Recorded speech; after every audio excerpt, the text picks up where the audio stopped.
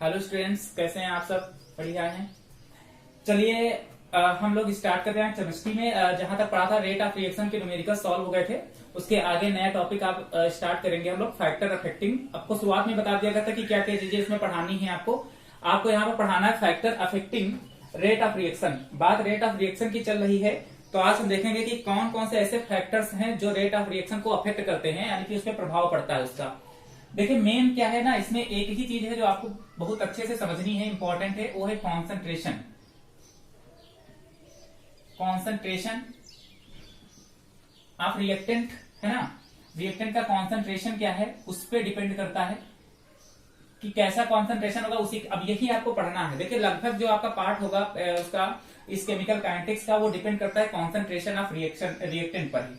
आप लोगों ने जो केमिकल इक्विलिब्रियम वाला चैप्टर पढ़ा था, वहां पर आप लोगों ने लॉ ऑफ मास एक्शन पढ़ा था, है ना। यहाँ पर आपको रेट लॉ पढ़ना होगा।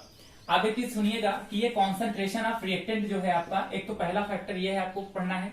दूसरा जो फैक्टर आपको पढ़ना है, इसके अलावा ये प्रेशर हो सकता है आपका। तीसरा जो आपका है प्रेशर है, इसके अलावा आपका कैटलिस्ट हो सकता है।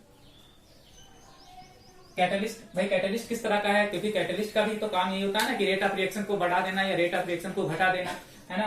तो ये भी इसका फैक्टर है, एक इंपॉर्टेंट फैक्टर है, अफेक्ट करता है। अच्छा, एक और जो सब में है अफेक्ट करेगा, वो है टेम्परेचर। आप लोगों ने ये देखा होगा, आप लोगों ने एक रिएक्शन पढ़ी थी, अगर याद हो, ये वाली क्या कहते हैं, इसमें एथिल अल्कोहल की रिएक्शन आप लोगों ने पढ़ी थी, याद हो तो CH3CH2OH। और इसका आप देखा होगा टेम्परेचर एक बार 443 रखा था, एक बार 414 रखा था। तो एक बार आपकी एल्कीन बन जाती थी और नीचे वाले में ईथर बन जाता था। तो टेम्परेचर का भी इफेक्ट पड़ता है कि रेट ऑफ रिएक्शन पर, कि भाई इसका प्रोडक्ट क्या बनेगा।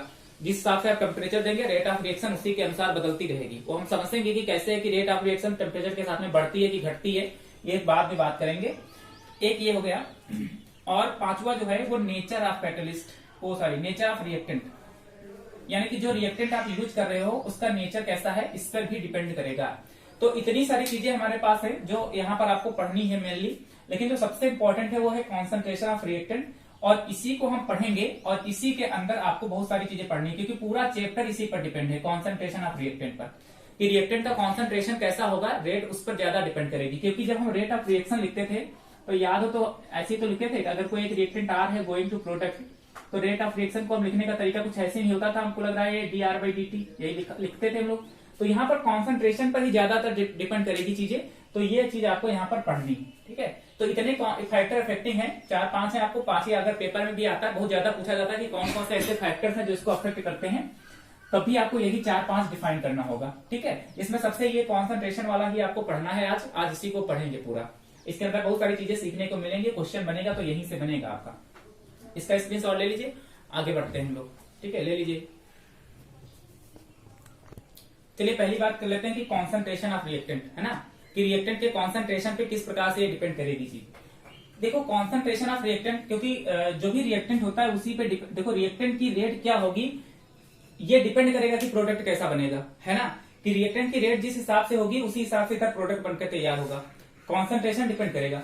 तो एक्सपेरिमेंट के दौरान ये देखने को हमको मिला कि जो रेट ऑफ रिएक्शन होती है हमारे पास, यानी कि जो रेट ऑफ रिएक्शन है, ये देखने को ये मिला कि rate of reaction is directly proportional to, ये एक्सपेरिमेंटल है वैल्यू, ये ध्यान रखिएगा कि प्रैक्टिकल में ये देखने को मिला कि rate of reaction directly proportional to concentration of reactant की होल पावर n, ठीक है। ये हमारे पास एक्सपेरिमेंट में देखने को मिला। अब इससे देखो समझ में क्या आ रहा है, इससे समझ में यह आ रहा था कि अगर कॉन्सेंट्रेशन आप बढ़ाते हैं, रिएक्टेंट का कॉन्सेंट्रेशन अगर आप बढ़ाते हैं तो रेट ऑफ रिएक्शन ऑटोमेटिक बढ़ जाएगी। और अगर कॉन्सेंट्रेशन आप क्या करते हैं, डिक्रीज करते हैं, तो रेट ऑफ रिएक्शन भी क्या करेगी, डिक्रीज करेगी। जहां पर जो ये n आपका होता है, ये n, इसी देखो ये बहुत इंपॉर्टेंट चीज है, ये n जो आपका होता है इसी को हम बोलते हैं ऑर्डर ऑफ रिएक्शन, ये रिएक्शन का ऑर्डर होता है।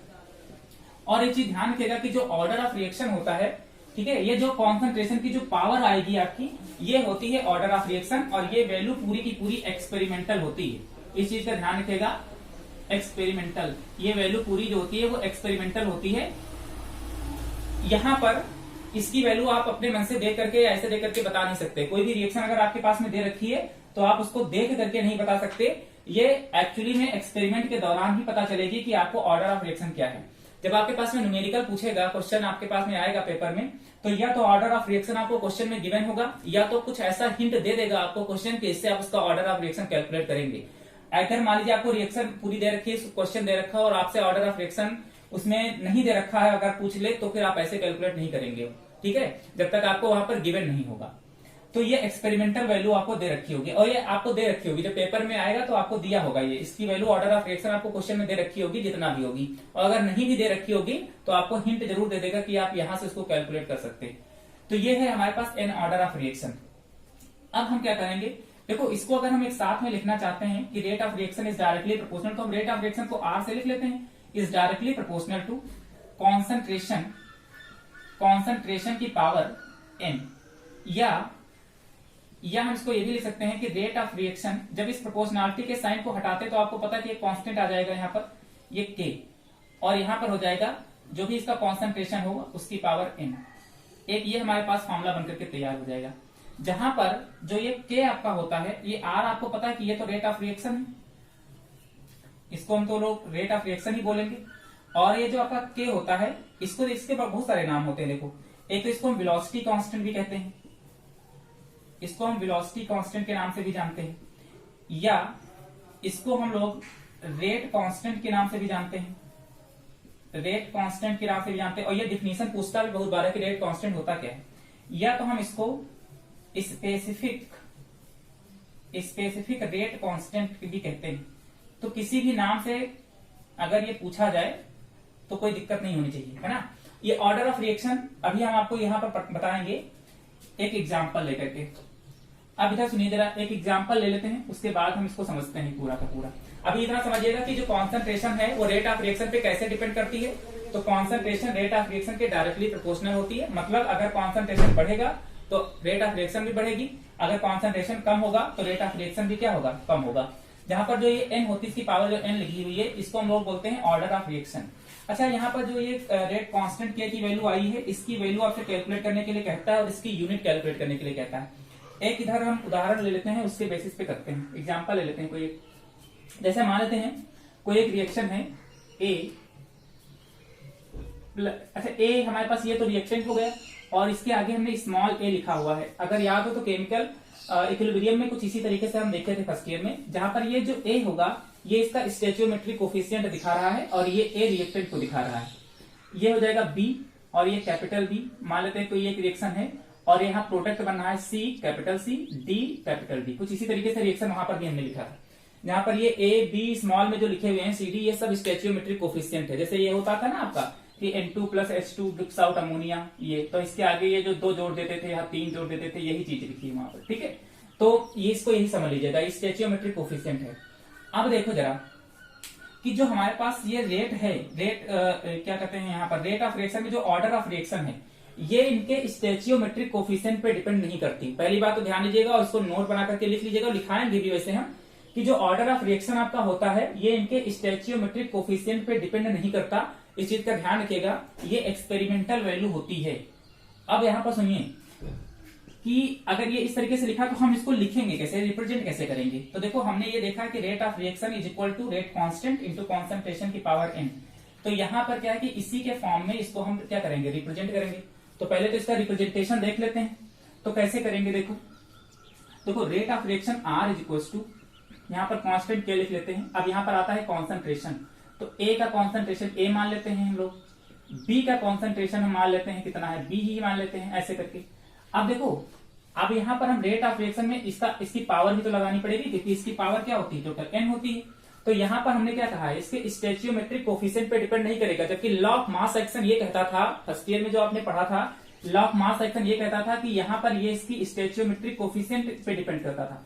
अगर आप law of mass action first year में देखे होंगे या पढ़े होंगे तो आपको वहां पर बताया गया होगा कि वहां पर इसकी जो पावर होती थी वो ए और बी होती थी, जबकि ऑर्डर ऑफ रिएक्शन में ऐसा कुछ नहीं होता, ये स्टोइचियोमेट्रिक कोफिशिएंट पे डिपेंड नहीं करता। अगर हम ये कहें तो ये किसके अकॉर्डिंग है, अगर इस तरीके से अगर स्टोइचियोमेट्रिक कोफिशिएंट यहाँ पर हम लिख देते हैं ऐसे, तो ये किसके अकॉर्डिंग हो जाएगा, ये according to law of mass action हो जाएगा, ये लॉ ऑफ मास एक्शन हो जाएगा, ठीक है। लेकिन हमको इसके अकॉर्डिंग नहीं लिखना है, हमको लिखना है अकॉर्डिंग टू रेट लॉ, हमको रेट लॉ के अकॉर्डिंग लिखना है, यानी कि इसके अकॉर्डिंग लिखना है, ये रेट लॉ के अकॉर्डिंग। तो अगर रेट लॉ के अकॉर्डिंग हम लोग लिखेंगे इसको, तो लिखेंगे R इज इक्वल टू के। अब यहाँ पर ये एक्सपेरिमेंट से कुछ भी इसकी वैल्यू यहाँ पर आ सकती है, यहाँ पर कुछ भी अल्फा मान लेते हैं और बी की पावर हम क्या मान लेते हैं, बीटा मान लेते हैं, कुछ भी मान सकते हैं। अल्फा बीटा ये एक्सपेरिमेंट से निकलेगा, ये ऑर्डर ऑफ रिएक्शन होती है। तो ये देखो ये ए का ऑर्डर है, ये का है बी का ऑर्डर है। अल्फा जो है वो ए का ऑर्डर है और बीटा जो है वो बी का ऑर्डर है ना। तो अगर हम टोटल ऑर्डर ऑफ रिएक्शन लिखते हैं, टोटल ऑर्डर ऑफ रिएक्शन, तो ऑर्डर ऑफ रिएक्शन का मतलब ही होता है कि ये जो जो कॉन्सेंट्रेशन है, इस कॉन्सेंट्रेशन की जो पावर होती है, कॉन्सेंट्रेशन की जो पावर होती है, इनका जो सम होता है, इसी को हम ऑर्डर ऑफ रिएक्शन कहते हैं। कॉन्सेंट्रेशन की पावर का जो सम होता है उसी को हम ऑर्डर ऑफ रिएक्शन कहते हैं। तो ऑर्डर ऑफ रिएक्शन अगर हम टोटल लिखना चाहें एन की वैल्यू, तो हम अल्फा और प्लस बीटा यानी कि जो कॉन्सेंट्रेशन की पावर है इसको हम ऐड कर देंगे, तो हमको टोटल ऑर्डर ऑफ रिएक्शन क्या हो जाएगी, पता चल जाएगी। तो ये तो हो गया रिप्रेजेंटेशन, इसको एक क्वेश्चन नंबर मान लेते हैं फर्स्ट। ठीक, according to law of mass action, यहां पर जो पावर होगी वो इसके स्टैच्यूमेट्रिक कोफिशिएंट पे डिपेंड करेगी, लेकिन रेट लॉ के अकॉर्डिंग ये इसके स्टैच्यूमेट्रिक कोफिशिएंट पे डिपेंड नहीं करता। इसकी पावर यानी कि इसका ऑर्डर जो है वो एक्सपेरिमेंट के दौरान आप कैलकुलेट कर ले जाएंगे, है ना। अब देखो क्या है कि ये तो चीजें हो गई हमारे पास। अब ये क्या है कि टोटल ऑर्डर ऑफ रिएक्शन जो होता है, दोनों की पावर जितने भी बनते चले जाए, यहाँ पर जरूरी नहीं कि एक हो, दो हो, तीन हो, जितना भी होगा उसकी पावर आप जोड़ते चले जाइए, अल्फा बीटा गामा, मतलब कॉन्सेंट्रेशन की जो पावर होगी उसका सम ही हम यहाँ पर क्या कहेंगे, टोटल ऑर्डर ऑफ रिएक्शन। तो ये अल्फा प्लस बीटा हो गई। अब अच्छा समझ रहा, अगर हम इस के की वैल्यू निकालना चाहें और इसकी यूनिट बनाना चाहते हैं, तो देखो के की अगर हम वैल्यू निकालना चाहते हैं तो के बराबर क्या हो जाएगा, देखो ये रेट ऊपर हो जाएगी और ये कहाँ हो जाएगा, अल्फा नीचे हो जाएगा, और ये ए और ये बी कहाँ आ जाएगा, नीचे, अगर हम लिखना चाहते हैं। ठीक है, इसकी पावर कुछ भी हो सकती है, जो भी हम लिखना चाहते हैं आप लिख लीजिए। अगर हमने मान लिया इसकी पावर अल्फा लिख दिया, इसकी पावर क्या लगा दिया, बीटा। अच्छा, रेट की यूनिट क्या होती थी, इससे पहले जब हम रेट पढ़ाए थे तो रेट पे कुछ ऐसे तो लिखते थे, D R by D T या delta R by delta T लिखते थे। आर आपका पता कॉन्सेंट्रेशन है, तो कॉन्सेंट्रेशन की यूनिट क्या होती थी, मोल पर लीटर, और समय की यूनिट क्या हो सकती है, टाइम, तो मोल पर लीटर, और ये क्या हो जाएगा, टाइम, यही तो होती थी। तो अगर हम यहां पर लिखें तो आर की जगह हम क्या लिख सकते हैं, देखो मोल पर लीटर, मोल पर लीटर। अच्छा, एक ही दो सुनिए, और यहीं पर देखो हम टाइम लिख ले रहे हैं, मोल पर लीटर और पर टाइम होता है ना, तो इसी के अकॉर्डिंग हम लिख लेते हैं, यहीं पर लिख लेते हैं ये अपॉन। ठीक, अब देखो ये कॉन्सेंट्रेशन है, ए बी भी कॉन्सेंट्रेशन है, तो कॉन्सेंट्रेशन की यूनिट क्या होती है, मोल पर लीटर, यही तो होती है, इसकी पावर अल्फा, इसका भी तो वही होगा सेम कि मोल पर लीटर, और इसकी पावर क्या हो जाएगा, बीटा। अब क्या है, देखो इसको हम थोड़ा सा और सिंप्लीफाई करके लिखना चाहते हैं, फार्मूला बनाना चाह रहे हैं, इसको ध्यान से देखिएगा। तो ये क्या हो जाएगा, देखो मोल पर लीटर, ये इसको एक ब्रैकेट में लिख लो, और ये टाइम इनवर्स ऊपर भेज दो ऐसे करके, ये। अब क्या है, अब ये देखो ये मोल पर लीटर, देखो इसको हम ऐसे भी करके तो लिख सकते हैं कि मोल पर लीटर। अच्छा, जब ये आपके बराबर होते हैं यहाँ पर, तो ये पावर्स क्या हो जाती हैं, जुड़ जाएंगी, तो ये अल्फा प्लस क्या हो जाएगा, बीटा हो जाएगा। और अल्फा प्लस बीटा किसके बराबर होता है, अल्फा प्लस बीटा किसके बराबर होता है, टोटल ऑर्डर ऑफ रिएक्शन के होता है। तो हम इसको ये भी तो लिख सकते हैं कि मोल पर लीटर, और ये टाइम ऊपर चला जाएगा, देखो यहाँ से यहाँ जब जाएगा तो टाइम इनवर्स में बदल जाएगा, क्योंकि ऊपर जाने पर माइनस की पावर हो जाएगी, और डिवाइडेड बाई, देखो ये मोल पर लीटर है, नीचे दिखाई पड़ा, देखो जरा, मोल पर लीटर, और अल्फा प्लस बीटा को हम क्या लिख सकते हैं, स्मॉल एन, ये लिख सकते हैं। अच्छा इधर सुनिए, अगर ऊपर 10 टू पावर 2 लिखा है, अगर 10 टू पावर 3 लिखा है, तो ये पावर अगर ऊपर जाएगी तो क्या करते थे हम, माइनस में कर देते थे। तो अगर इस देखो मोल पर लीटर यहाँ लिखा है, मोल पर लीटर, तो यहाँ पर मोल पर लीटर की पावर 1 है, यहाँ मोल पर लीटर की पावर क्या है, स्मॉल एन है। तो जब ये ऊपर उठ करके जाएगी तो ये ऑटोमेटिक क्या में हो जाएगी, माइनस में हो जाएगी। तो हम के बराबर क्या लिख सकते हैं, मोल पर लीटर, देखो ये तो 1 इसकी पावर थी, और ये नीचे वाला जब ऊपर जाएगा तो ये भी क्या में हो जाएगा, माइनस में। तो ये 1 माइनस क्या हो जाएगा, एन, इसकी पावर क्या हो जाएगी, 1 minus N into time inverse, into time inverse. ये के की हमारे पास यूनिट बन करके चली जाएगी। तो के की यूनिट ये होती है मोल पर लीटर की होल पावर 1 माइनस एन और टाइम इनवर्स। अब क्या है कि किस तरह की ऑर्डर ऑफ रिएक्शन है, एन की वैल्यू रखते चले जाएंगे, अलग अलग के लिए हम ऑर्डर ऑफ रिएक्शन कैलकुलेट करते चले जाएंगे उसके लिए, और उसकी यूनिट निकालते चले जाएंगे। तो नॉर्मल जो के की आपका फॉर्मूला बनकर के तैयार होगा वो यही बनकर के तैयार होगा। अब इसी के फॉर्मूले के आधार पर आप किसी भी प्रकार की रिएक्शन हो, चाहे वो फर्स्ट ऑर्डर रिएक्शन हो, एक्चुअली में आपको 0 ऑर्डर पढ़नी है, फर्स्ट ऑर्डर आपके सिलेबस में है, लेकिन यूनिट आपकी 0 ऑर्डर की भी है, फर्स्ट ऑर्डर की भी है, सेकंड ऑर्डर की भी है, थर्ड ऑर्डर की भी है। तो किसी की भी पूछी जा सकती है। तो किस ऑर्डर की रिएक्शन है उसकी यूनिट निकालना हम समझ लेंगे, अभी केवल इतना समझना था। ठीक है, फिर से समझ लीजिएगा कि rate of reaction is directly proportional to concentration की पावर n, जहां पर n ऑर्डर ऑफ रिएक्शन होता है। ध्यान रखिएगा कि n जो ऑर्डर ऑफ रिएक्शन होता है वो एक्सपेरिमेंटल होता है, वो स्टेचियोमेट्रिक कोफिशिएंट पे डिपेंड नहीं करता, जबकि लॉ ऑफ मास एक्शन ये कहता है कि ये इसके स्टेचियोमेट्रिक कोफिशिएंट पर डिपेंड करेगा, जबकि रेट लॉ ऐसा कुछ नहीं कहता। ठीक है, वो एक्सपेरिमेंटल वैल्यू कैलकुलेट करके आएगी। अब देखो, अच्छा इसको हमने थोड़ा सा शॉर्ट फॉर्म में लिख लिया है कॉन्सेंट्रेशन को। जब प्रोपोर्शनलिटी के साइन को हटाएंगे तो यहाँ पर एक क्या आ जाएगा, जिसको हम रेट कांस्टेंट, वेलोसिटी कांस्टेंट या स्पेसिफिक रेट कांस्टेंट कुछ भी बोल सकते हैं, किसी भी नाम से आ सकता है। अब यहाँ पर देखो क्या है, ये एक एग्जांपल ले लिया हमने ऐसे करके, कोई एक रिएक्शन ले ली है जहां पर रिएक्टेंट ये है और ये प्रोडक्ट है, जहां पर ए बी सी डी जो है ये आपके पास में छोटे वाले जो लिखे हैं ये सब आपके पास में स्टेचियोमेट्रिक कोफिशिएंट है। तो अगर according to law of mass action कहें तो रेट ऑफ रिएक्शन को कुछ इस तरीके से लिखेंगे, उसकी पावर। और अगर अकॉर्डिंग टू रेट लॉ की बात करेंगे, अकॉर्डिंग टू रेट लॉ की बात करेंगे तो ये ए की पावर अल्फा, बी की पावर बीटा, जहां पर अल्फा बीटा जो होगा ये एक्सपेरिमेंटल कैलकुलेट होगा। ठीक है, तो अगर टोटल ऑर्डर, ये एक्चुअली में पर्टिकुलर ए का कॉन्सेंट्रेशन ऑर्डर है और ये एक्चुअली में बी का ऑर्डर है, लेकिन यहाँ पर जब टोटल ऑर्डर ऑफ रिएक्शन लिखेंगे स्मॉल एन, तो हम दोनों को जोड़ देंगे, जितनी भी होंगे उनको सबको हम ऐड करते चले जाएंगे।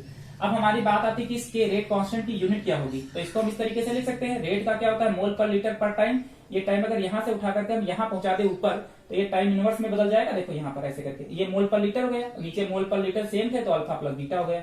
अल्फा प्लस बीटा किसके बराबर होता है, एन के बराबर होता है, ऊपर जाएगा तो माइनस का हो जाएगा इंटू टाइम इनवर्स। तो ये के एक स्टैंडर्ड फॉर्मुला बन जाता है। अब जिस ऑर्डर की रिएक्शन आपको कैलकुलेट करना है उसके अकॉर्डिंग आप एन की वैल्यू रखते चले जाइए और होता चला जाएगा। ठीक है, तो इसका स्क्रीनशॉट ले लीजिए, उसके बाद हम लोग उसको कैलकुलेट करते हैं। चलिए अब आपको एक एक करके देखते हैं कि भाई zero order reaction, first order और सेकंड ऑर्डर, थर्ड ऑर्डर की मतलब रेट कांस्टेंट की यूनिट क्या होगी।